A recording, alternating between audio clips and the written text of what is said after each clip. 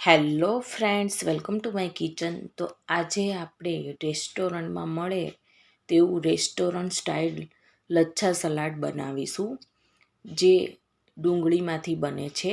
તો ચાલો ફટાફટ બનાવવાની શરૂઆત કરીએ. તો આ સલાડ છે એ તમે દાળ ભાત સાથે અથવા તો બિરયાની રાઈસ સાથે, સબ્જી રોટી સાથે, કોઈ પણ પંજાબી શાક સાથે પણ આને સર્વ કરી શકાય છે.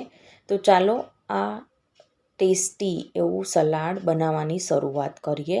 તો સૌથી પહેલાં તો મેં અહીં 2 ડુંગળી સલાડ બનાવવા માટે લઈ લીધેલી છે. તો એમાં એક ડુંગળીમાંથી જે ઉપરનો ભાગ હોય એને આપણે દૂર કરીશું. તો હવે છરીની મદદથી ડુંગળીને આ રીતે પકડીને તેને સ્લાઈસ કરીશું. તો બસ આવી જ રીતના બીજી બધી સ્લાઈસ આપણે કરી લઈએ. ડુંગળીની સ્લાઈસ કટ થઈ ગઈ છે. તો આ રીતના આપણે ડુંગળીના લચ્છા છે એ એક એક અલગ કરી લઈએ. હવે આની પર આપણે થોડું ઉપરથી મીઠું સ્પ્રિંકલ કરીશું.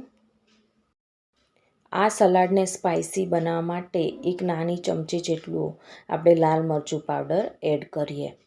અને હવે આ સલાડને વધારે ટેંગી બનાવવા માટે મેં અહીં એક નાની ચમચી જેટલો લીંબુનો રસ કાઢીને રાખેલો છે. તો એ પણ આપણે આમાં એડ કરીશું. અને હવે આપણે એકવાર હાથની મદદથી બધું સારી રીતે મિક્સ કરી લઈએ, એટલે ડુંગળીમાં જે આ મસાલા છે એ એકદમ સારી રીતે ભળી જાય.